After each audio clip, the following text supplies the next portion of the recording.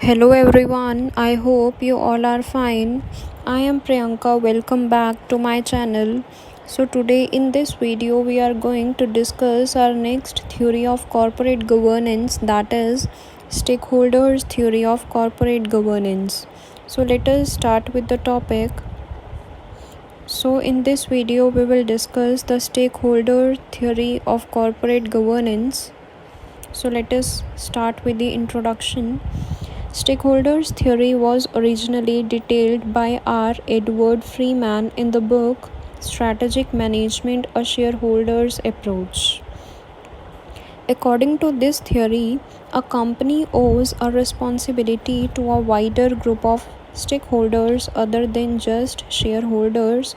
A stakeholder is defined as any person who can affect or be affected by the actions of the business.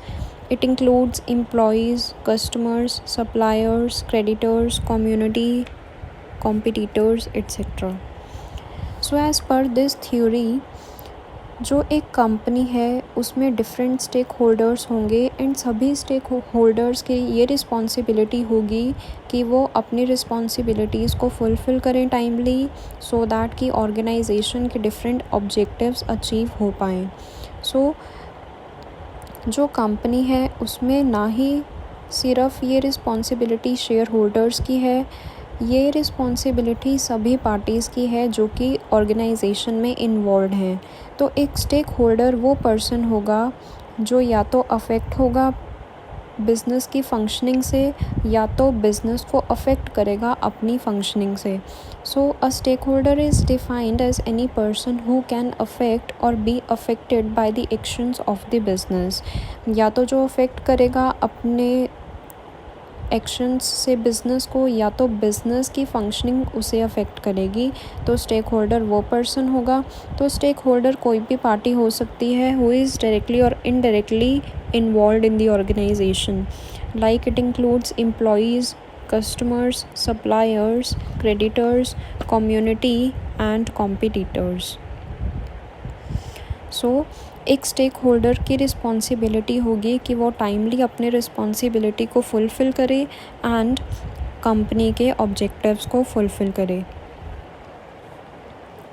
So a stakeholder is any person who can affect or be affected by the actions of the business. तो इसमें कौन कौन सी parties involve होंगी? It includes employees, customers, suppliers, competitors, creditors, etcetera. So stakeholders को two groups में divide किया गया. First is internal stakeholders and next is external stakeholders. Internal stakeholders means वो parties who are engaged internally in the organization or who are engaged inside the organization. And external stakeholders means the external parties who are existing outside the business organization. So stakeholders को two parts में divide किया गया as per this theory. It is called internal stakeholders and next external stakeholders. So it is clearly visible in the flow chart कि internal stakeholders कौन कौन सी parties हैं? Employees, managers and owners who are working inside the organisation. And external shareholders are the external parties who are present outside the organization, like suppliers, customers, competitors, shareholders, creditors, government, society, etc.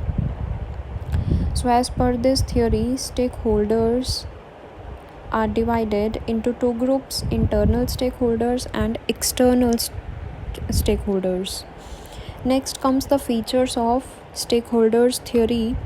First, those who have stake in the functioning of the firm are made up of large and diverse groups. इस theory के accordingly two groups maintained हुए जिनका interest था organization में. These are internal stakeholders and external stakeholders. Stakeholders have different goals and seeks different benefits from the firm. ये जो stakeholders हैं internal और एक्सटर्नल, इनके डिफरेंट गोल्स हैं एंड डिफरेंट बेनिफिट्स ये ले रहे हैं फर्म से. And these different interests do control the firm in their own specific ways. Interest में डिफरेंस होने की वजह से, डिफरेंट इंटरेस्ट होने की वजह से ये फर्म को डायरेक्ट कर रहे हैं, कंट्रोल कर रहे हैं अपने अपने स्पेसिफिक वेज के accordingly. So stakeholders theory में मेन फोकस किस पे था? डिफरेंट स्टेक होल्डर्स पे who are involved in the organisation. So stakeholders को डिवाइड किया गया 2 पार्ट्स में, 2 ग्रुप्स में, internal stakeholders and external stakeholders. इनके इंटरेस्ट भी डिफरेंट हैं, गोल्स भी डिफरेंट हैं एंड ये डिफरेंट बेनिफिट्स ले रहे हैं ऑर्गेनाइजेशन से। सो ये ऑर्गेनाइजेशन को कंट्रोल भी कैसे करेंगे? अपने स्पेसिफिक वेज के accordingly. So this is all about our today's video. आज की वीडियो में हमने स्टडी किया stakeholders theory of corporate governance. I hope you like the video. So thank you so much.